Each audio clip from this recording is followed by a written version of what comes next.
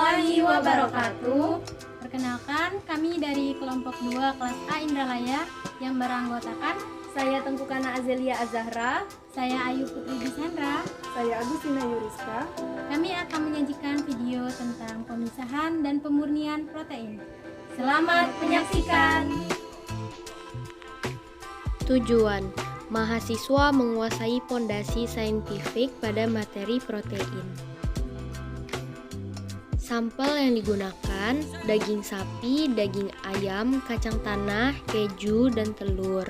Untuk prosedur percobaan, yaitu carilah dan pahami materi pemisahan dan pemurnian protein, temukan kandungan asam amino yang terdapat dalam bahan pangan sampel, amati kemudian videokan sampel, dan terakhir edit video semenarik mungkin.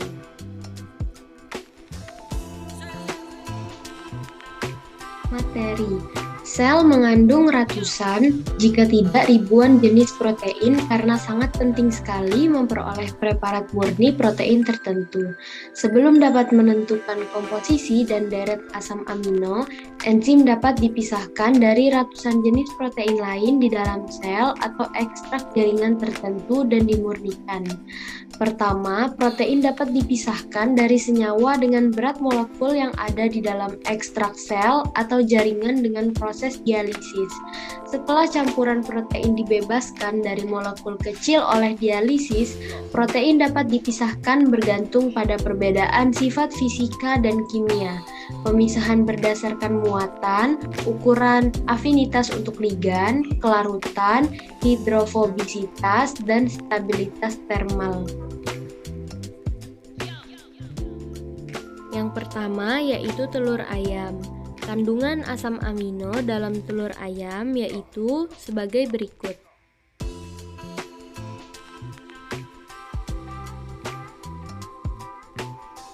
Yang kedua yaitu keju. Kandungan asam amino dalam keju yaitu sebagai berikut.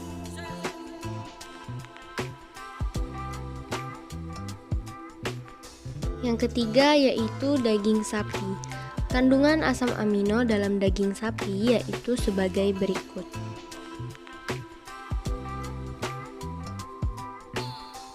Yang keempat yaitu daging ayam. Kandungan asam amino dalam ayam yaitu sebagai berikut.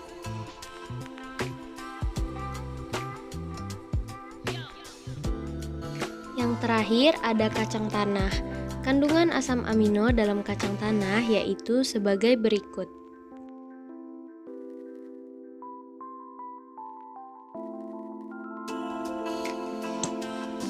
Pembahasan: pemisahan protein. Protein dapat dipisahkan dari senyawa lainnya dengan cara dialisis. Cara ini digunakan untuk memisahkan molekul senyawa lain selain molekul protein sehingga proteinnya terpisah. Pertama, ekstrak sampel bahan pangan kemudian dimasukkan ke dalam kantong membran yang berpori halus dan bersifat semi-permeabel. Selanjutnya, kantong dimasukkan ke dalam tempat berisi air, maka molekul kecil dari ekstrak akan berdifusi melewati pori-pori. Molekul protein akan tertahan di dalam kantong karena ukuran molekul protein yang besar. Dengan mengganti air dengan air destilat beberapa kali, konsentrasi molekul kecil dalam kantong dapat terus dikeluarkan sampai jumlah molekul kecil tersebut menurun di dalam kantong, sehingga didapatkan molekul protein di dalam kantong. Pemurnian protein. Pemurnian protein dapat dilakukan dengan beberapa teknik, yaitu teknik pengendapan dengan penambahan garam, pengaturan pH, pengaturan suhu, dan penambahan pelarut organik.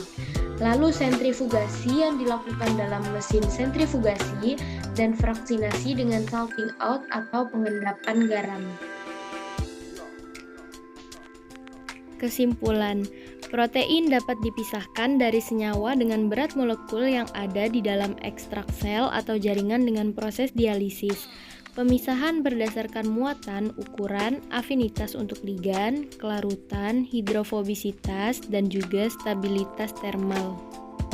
Demikian video proyek dari kelompok kami.